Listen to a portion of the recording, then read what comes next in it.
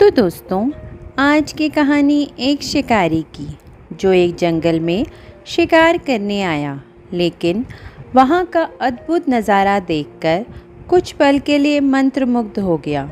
लेकिन क्या वो अपने इरादों में कामयाब हुआ या नहीं, जानते हैं आगे की कहानी में। तो चलिए आज की कहानी शुरू करते हैं।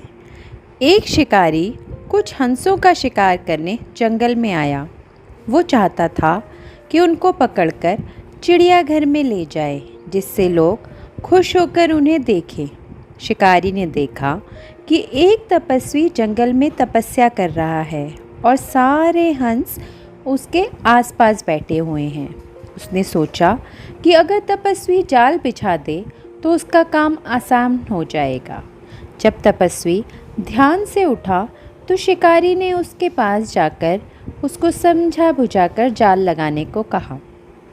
शुरू में तो तपस्वी तैयार नहीं हुआ, लेकिन बाद में जब शिकारी ने बताया कि वो इन्हें शहर ले जाएगा, वहाँ चिड़ियाघर में उन्हें खाने पीने को मिलेगा और सब लोग इन्हें देखकर बहुत खुश होंगे, तो तपस्वी मान गया और अगले दिन जाल बिछाने को तैयार हो गया। अगले दिन ध्यान में बैठने पर तपस्वी यही सोच रहा था कि थोड़ी देर में हंस आ जाएंगे और जाल उसने जो बिछा रखा है उसमें फंस जाएंगे और फिर शिकारी उनको पकड़कर ले जाएगा। लेकिन जैसे ही तपस्वी ने आंखें खोली तो वहाँ कोई भी नहीं था, क्योंकि हंस भी तो उसके विचार देखकर उसके आसपास आते थे और आज तपस्वी के विचार अच्छे नहीं थे, इसलिए वो उसके पास आए ही नहीं। तो दोस्तों, कई बार ऐसा होता ही है कि कुछ लोग जब आसपास होते हैं हमें अच्छी वाइब्स नहीं आती। हमेशा ऐसा लगता है कि इनसे बात नहीं करनी चाहिए। वो इन सब विचारों की वजह से ही होता है, किसी के विचार अच्छे और किसी के बुरे।